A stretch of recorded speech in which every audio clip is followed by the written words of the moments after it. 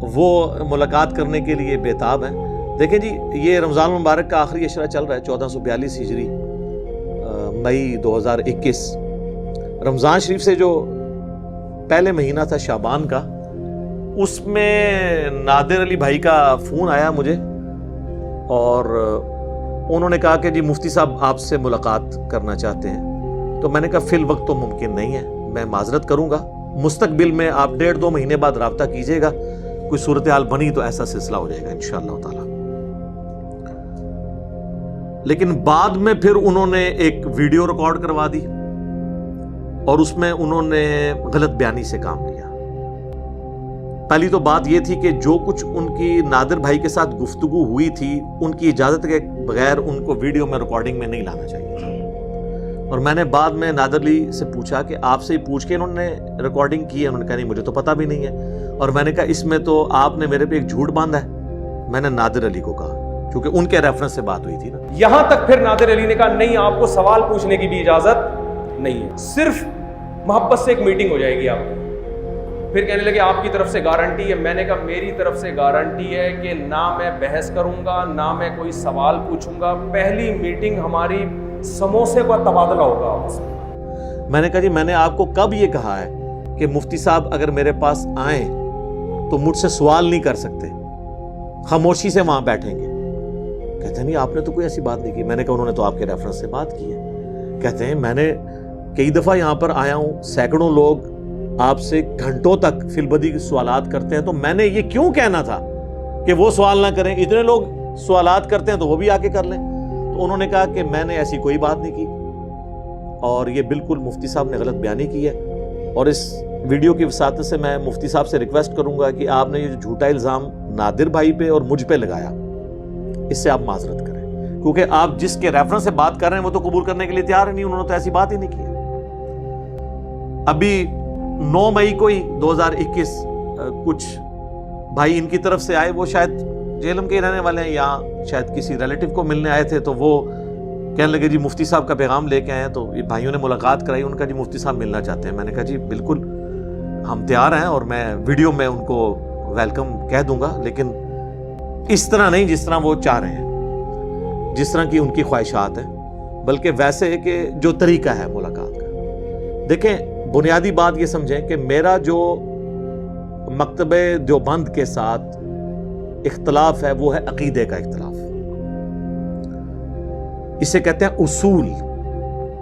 اصولی اختلاف جسے کہا جاتا ہے۔ ایک ہوتا ہے فروع جو عام آپ کے فقہی احکام و مسائل کے اوپر اختلافات ہیں، رفع الیدین کا مسئلہ، آمین بالجہر کا مسئلہ، فاتحہ خلف الامام کا مسئلہ، 20 تراویح کا مسئلہ، یہ ثانوی حیثیت رکھتے ہیں۔ اصل جو اختلاف ہوتا ہے وہ اصول کا ہوتا ہے، جسے عقیدہ کہتے ہیں، اصول کا اختلاف۔ اصول اصل میں درخت کی جڑ کو کہا جاتا ہے نا، اصول اصل وہ ہوتی ہے، اور اوپر جو پتے پھیلے ہوتے ہیں وہ فروع۔ تو جس مکتب فکر سے میرا اصول کا اختلاف ہے، میں اس سے کبھی بھی فروعی معاملات میں بات کرنے کے لیے تیار نہیں ہوں جب تک کہ اصولی اختلاف سیٹل نہیں ہوتا۔ اس کو آپ مثال کے طور پر سمجھیں، میں کسی فرقے کی دل آزاری کے لیے بات نہیں کر رہا، یہ نہ ہو کہ دیوبندی کہ ہمیں قادیانیوں سے ملا دیا۔ میں ویسے سمجھانے کے لیے بات کر رہا ہوں کہ قادیانیوں سے ہمارا بنیادی اختلاف ہے ختم نبوت کے اوپر۔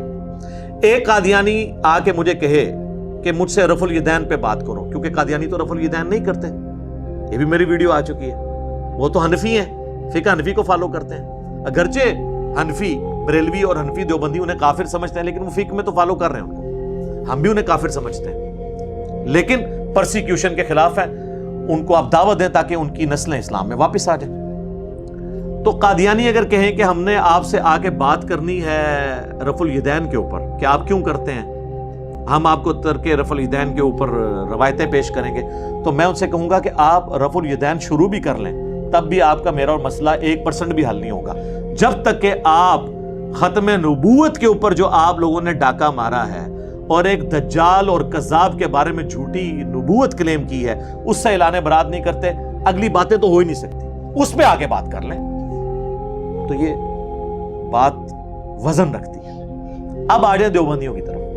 دیکھیں دیوبندیوں نے امت پہ یہ احسان کیا کہ انہوں نے اپنے عقیدے ایک چھوٹی سی کتاب میں لکھ کے امت کو تھما دی ہیں، کہیں ڈھونڈنے نہیں پڑتے، बरेलवियों के अकीदे आपको किताबों से ढूंढ के लाने पड़ेंगे, फलां किताब में ये लिख दिया, फलां किताब में ये।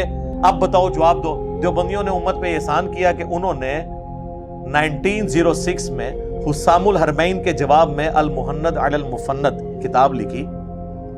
25 उलमाए देवबंद के उसके ऊपर तकरीज है, इंक्लूडिंग अशरफ अली थानवी साहब। उनके सिग्नेचर है कि मैं इस किताब को मैंने पढ़ा है और मैं इस किताब के साथ एग्री करता हूं। और वो किताब आम बंदे ने नहीं लिखी, शेख जकरिया कांदलवी फजाइल अमाल वालों के पीर हैं खलील अहमद सहारनपुरी, उन्होंने लिखी। अरबी में वो किताब है, उर्दू में इन्होंने शाया की हुई है। पीडीएफ हमारी वेबसाइट के ऊपर रखा हुआ है, आप डाउनलोड कर लें। उसमें जो इन्होंने अकीदे लिख के खुद बताए हैं अपने, और बड़े बड़े उलमा से साइन करवाए हैं, वो उलमा के आज के उलमा बगैर वुजू के उन उलमा का नाम भी लेना गुस्ताखी समझे। आज की तो कोई हैसियत नहीं। उसमें जो अकीदे लिखे हुए हैं, मसलन उन्होंने लिखा है कि हम अल्लाह के नबी सल्लल्लाहु अलैहि वसल्लम की कब्र मुबारक को अल्लाह ताला के अर्श से, कुर्सी से, खाना काबा से अफजल समझते हैं। ये उसूली अकीदा उन्होंने अपना लिख दिया ना, तो ठीक है, हमसे बात करें, कुरान और सुन्नत से साबित करें ये वाला अकीदा। मैंने वीडियो में तबीयत साफ की हुई है इन लोगों की, एक एक इनकी झूठी दलील का जवाब देके। आए बात करें।